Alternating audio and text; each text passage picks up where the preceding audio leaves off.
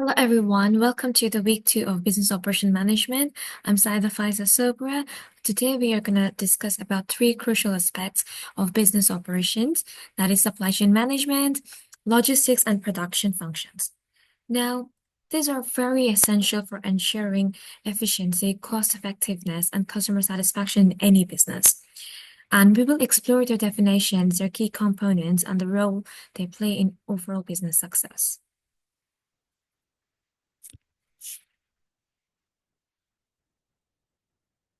So the learning outcome of this session is we are going to demonstrate an understanding of business operation management and explain the key concepts of effective operation strategy, explain the role and scope of business management, and contextualization of knowledge within a real business.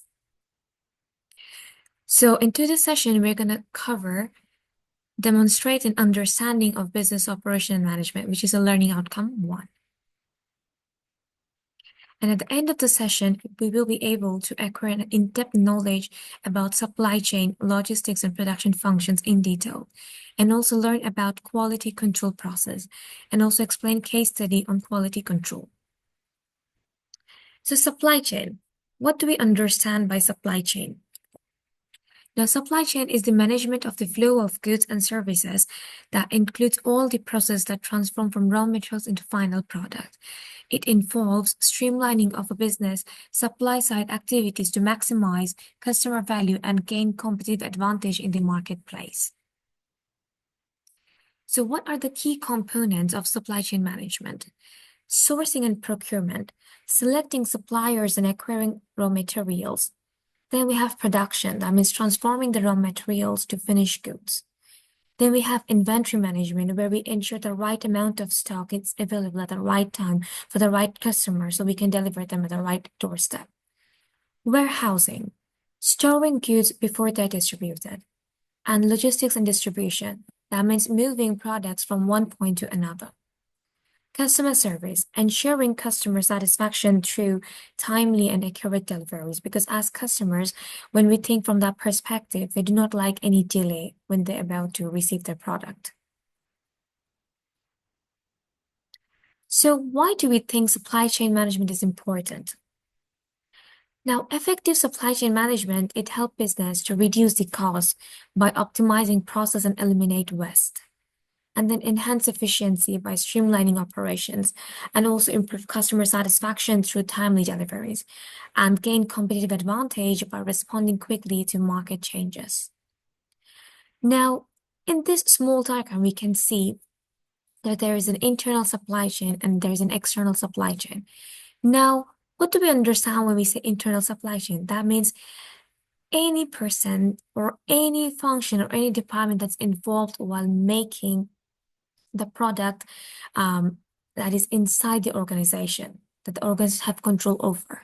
So from purchasing the raw material from the supplier to make the product in the production process and while distributing to the customer, all these are part of internal supply chain.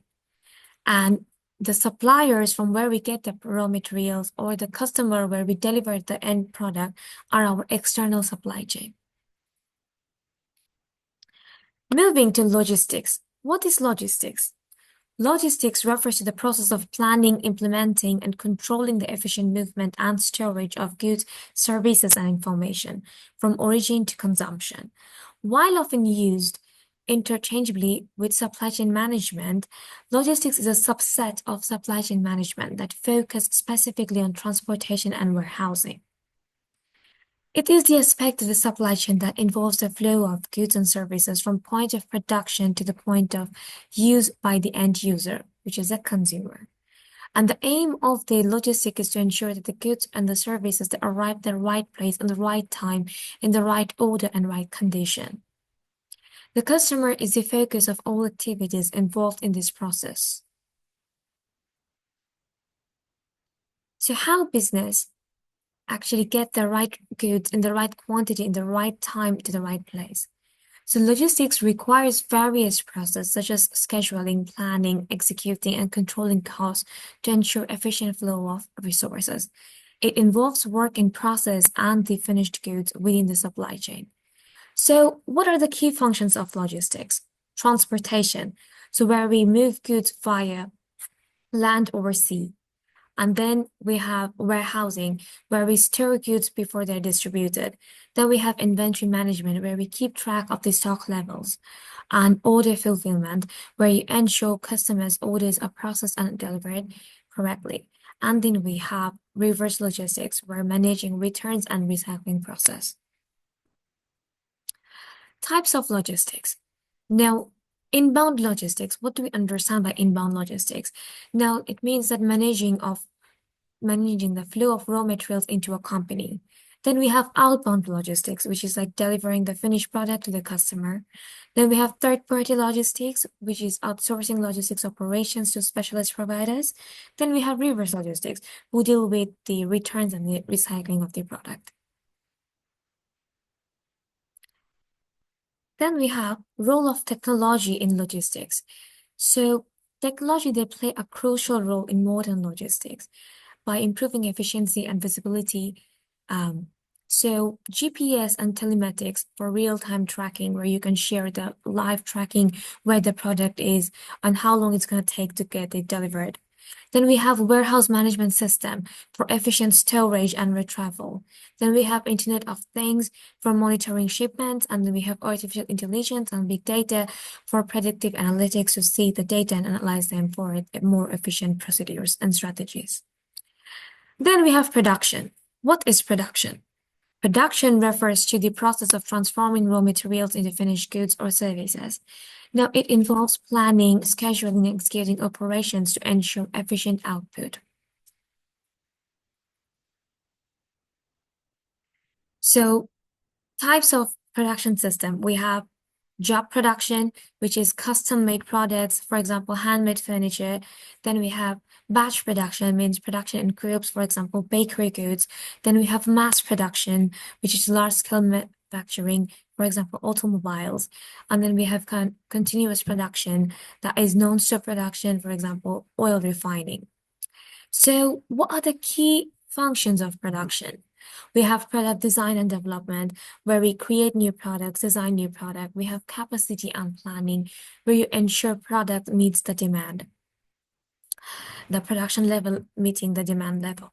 Then we have quality control, means maintaining product standards, which is very essential for a customer, because if customer is not happy with the quality, maybe they will not purchase again. Then we have process optimization, that means improving the efficiency and reducing waste. Then we have lean manufacturing and just-in-time production. So lean manufacturing, basically, we reduce the waste and improve the productivity. And just-in-time production basically is producing only what is needed, when it is needed, to minimize inventory cost.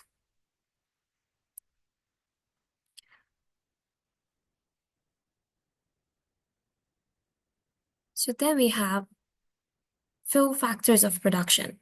So factors of production are very essential inputs required for the creation of goods and services. Now, these are building blocks of any production and process. So there are traditionally 4 factors of production: land, labor, capital, and entrepreneurship. So land refers to all natural resources that are used to produce goods and services, which includes raw materials such as minerals, water, timber, or any equipment. And agricultural land is used for growing crops or raising livestock. Now, the geographical location where business operate, so land is considered a limited resource, and it is available directly impacts the production capabilities. Then we have labor. So labor refers to the effort, the human effort used in the production process. So it can be categorized into 2 types: skilled labor, so which is workers with specific expertise or qualification, for example, engineers, technicians, doctors. Then we have unskilled laborers, which means workers performing basic manual tasks, for example, assembly line workers. So the quality and the control quantity of labor available directly affect the productivity and efficiency in production. Moving forward, we have capital. So capital refers to the tools, machinery, and other physical assets used to produce goods and services. So physical capital could be machinery, tools, factories, and technology used in production. And human capital could be knowledge, skills, and training workers that could improve their productivity. Access to capital allows business to invest in infrastructure, enhance their productivity, and innovate. Then we have entrepreneurship. Entrepreneurship is the ability and willingness to combine the three factors, land, labor, and capital, to create goods and services. So entrepreneurs, they take a risk, innovate, and dive into the creation of new business and industries. So they're very crucial in developing new product and finding better ways to produce goods. So why factors of productions are important? Now, these are very important to determine the efficiency and cost effectiveness of production. So for business to stay competitive, they must effectively manage the input. Factors of production influence economic growth and increase access to resource like skilled labor or advanced capital leads to improved output. Then we have quality control. So what do we understand by quality control? So quality control is a very crucial and critical aspect of production and supply chain management, because business must ensure that their products meet the customer expectations and industry standards. So let's think about the quality control requirement and the quality control process. Quality control refers to the standards of specific that are required for making a product or service, which must meet to satisfy customer needs and regulatory standards. So which includes product specification, where it shows a clear guidelines on dimensions, materials, and features. Then we have the compliance standards, which is meeting the industry regulation, ISO and FDA. Then we have the customer expectation, consistency, durability, and usability. Then we have the safety standards, that means ensuring products are safe for use.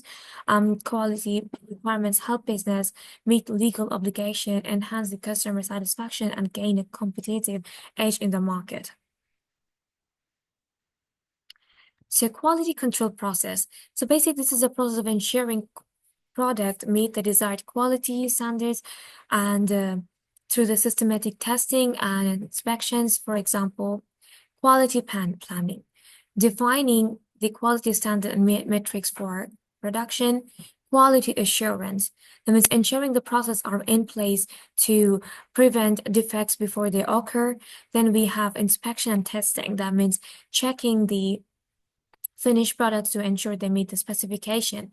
Then we have statistical process control, means using data and statistical methods to monitor and process the quality control process. And corrective action, that means if we find any fault, any gap in the quality, we send them back a feedback. So it is again matching the goal or the promised finished product. Then we have the continuous improvement, that means adopting methods like Six Sigma or total quality management to constantly improve the product quality and process efficiency. It's quite important to minimize the defect and reduce rework costs, and also enhance customer satisfaction by delivering consistent and reliable product, meeting regulatory standards, by avoiding fine and legal issues, and improve a brand reputation. That means customer loyalty through high quality product, or giving customer loyalty cards or point system. That means after reaching upon maybe 4 or 5 stamps, they get the 5th or 6th product free. This type of thing will help ensure maintain a very good standard in quality control.